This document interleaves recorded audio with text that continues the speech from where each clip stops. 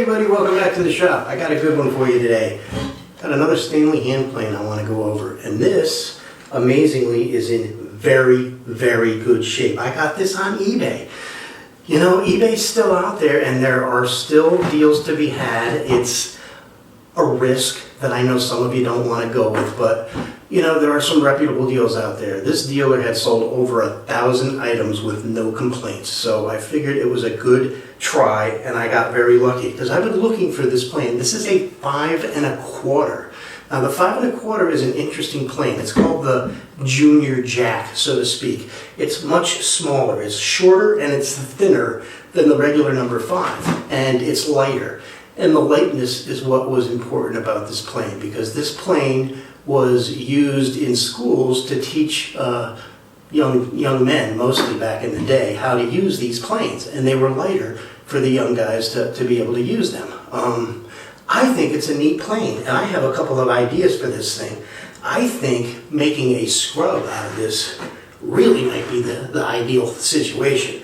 Now, the knob and the tote are perfect on this one. Taking it apart, I've already sharpened it, so spoiler alert, you're going to see me sharpen this thing in a minute. I'm filming this piece last, so you know, if it looks like it's already sharp, it's because it is. And you know, the frog is good. Everything about this plane is in perfect shape.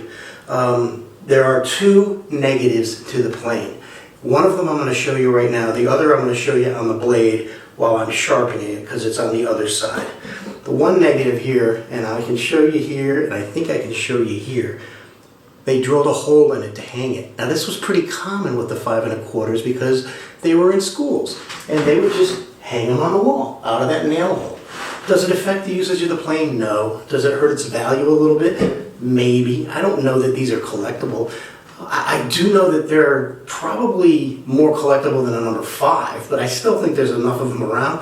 I paid $40 for this on eBay. Now, there was some shipping charges, so it was a little bit more than $40 by the time it made it to my house. But the winning bid, actually, this was on eBay, you can now make offers. And I made an offer of $38, and he countered at $40, and I accepted it.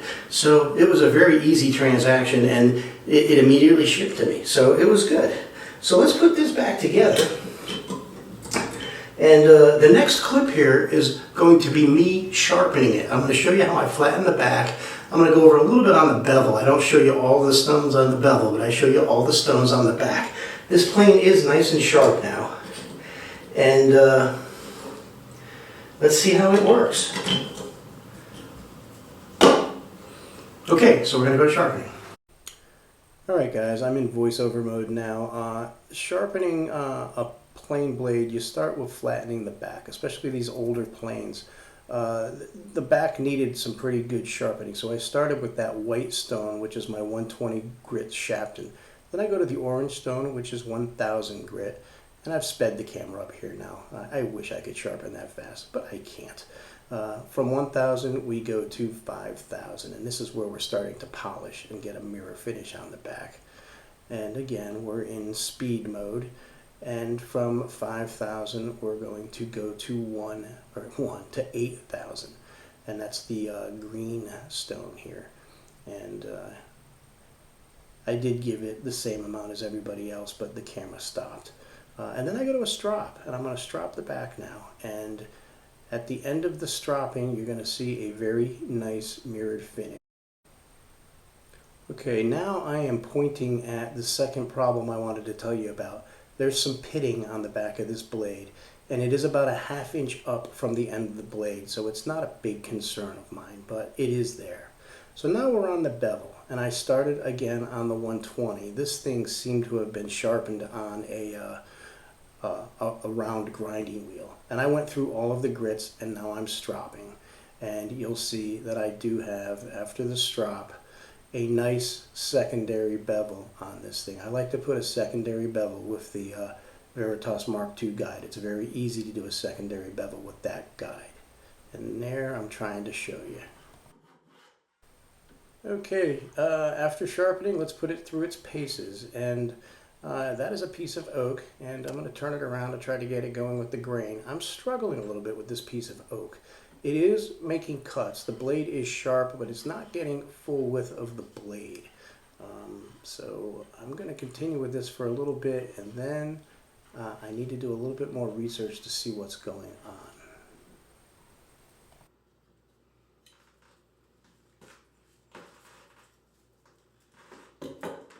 Alright guys, so there's a little bit about me sharpening the plane and putting it to use. I wasn't very happy with how it was working there. I don't know if you noticed, the chips I was getting were not full width of this board. So I've done a little bit more tinkering, and let's see if we can make this thing work a little bit better.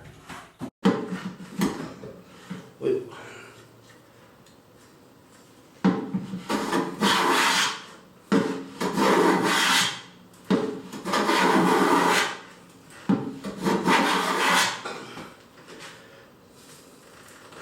It's cutting nice, it's sharp, but we're still not getting the full width of the board. Now, I don't know, maybe it's this board.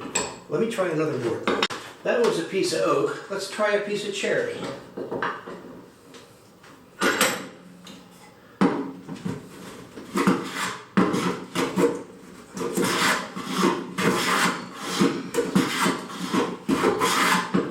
There we go. Now we're getting, you know, and these are thicker. This is a jack plane, even though it's the junior jack. I'm not taking wispy, you know, this is a thick shaving, but you can see it is now full length. So there's something is crooked on the top of this piece of oak. That's why I wasn't getting the full shavings. I'm glad I tried another board because I wanted to see this right here, and I wanted to see it that thick. On a jack plane, you don't want those wispy shavings, as nice as they are to do. You know, this is the thickness we want because we want to be removing material. So I'm very happy with that right there. That's a good representation of the full width of the board coming out of the plane. So I think this is pretty neat. This is an instance where I got a very good functioning plane on eBay, and all I had to do was sharpen it. Now I know a lot of guys do videos where they do the evaporust and they got to do all this cleaning and flattening the bottom and all that. You don't always have to do that, guys. You can get a good plane in a lot of places, so don't spend a lot of money on a beater. You gotta really do a lot of work to. Get yourself one that's pretty close. Find a reputable dealer and put it to work. This one's ready to go. Thanks for watching. I hope you liked that. If you did, please hit the like button. And as always, if you haven't subscribed, please hit the subscribe button. We'll see you in the next one.